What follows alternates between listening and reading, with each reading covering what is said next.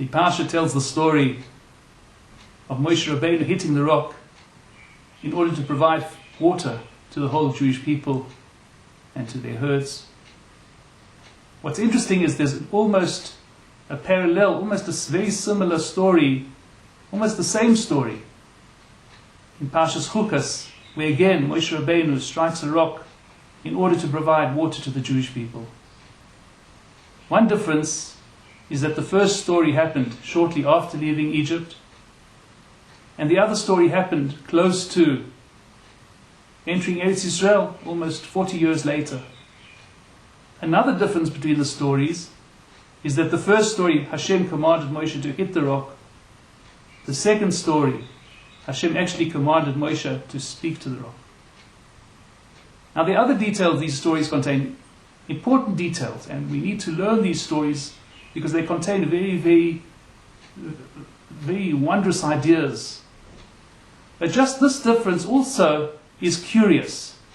Why should Hashem at first say hit the rock, and 40 years later would say speak to a rock? And an idea we can say is that speech is something that's higher than action.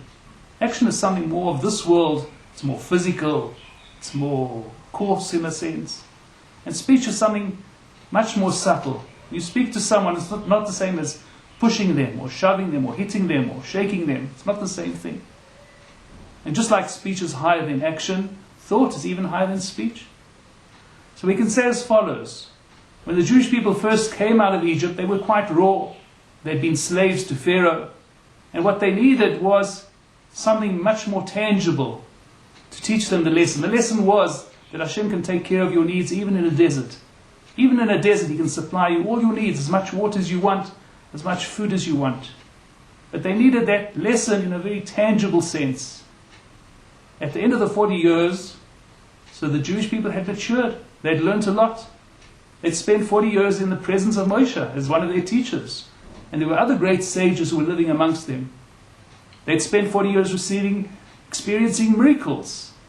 40 years of miracles, living in a desert in a miraculous way. So therefore they had matured.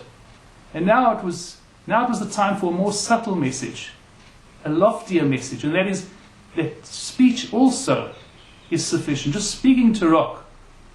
Speaking to rock also can bring us whatever Hashem desires we should have. Now, in truth, hitting a rock is also a miracle. Hitting a rock doesn't make water come out of a rock. But nevertheless, speech is something that seems to be much less real. It seems to be something that would much less probable in its ability to effect a miracle. And that's what Hashem wanted Moshe to show the Jewish people. That even with speech, we only have to coax, so to speak. We have to pray to Hashem and coax Hashem, and He gives us all our wishes. That's what the way to connect is with speech. The message here also for us is that in our younger years, when we are still newer to Yiddishkeit, when we're younger, so there the emphasis of Yiddishkeit is more on the physical mitzvahs. Do this, do that, don't do this, don't do that. It's about the physical body. It's about doing Hashem's commands. However, there's a higher aspect to Hashem's commands. There's the thoughts that accompany the commands. There's mitzvahs like loving Hashem and having a tremendous respect and fear of Hashem, rejoicing in a mitzvah. These require mental tools. These require thinking, deep thought, meditative qualities. So for this requires more maturity. And what we have to realize that we do mature. When we started our journey, our journey as Torah Jews, so then we were beginners. But now we have to work on developing our higher faculties.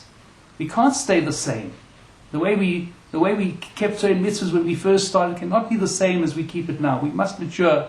We must become more sophisticated, more subtle, and learn to connect to Hashem at much, much higher levels, which are the higher levels of the motivations behind we do, the thoughts that accompany what we do, the reasons we think, the rationales we think, and the connection we make with Hashem in identifying ourselves with the highest of heavens. So we too can parallel this message of changing our actions, becoming more sophisticated in our service of Hashem, and coming much, much closer to the heavens.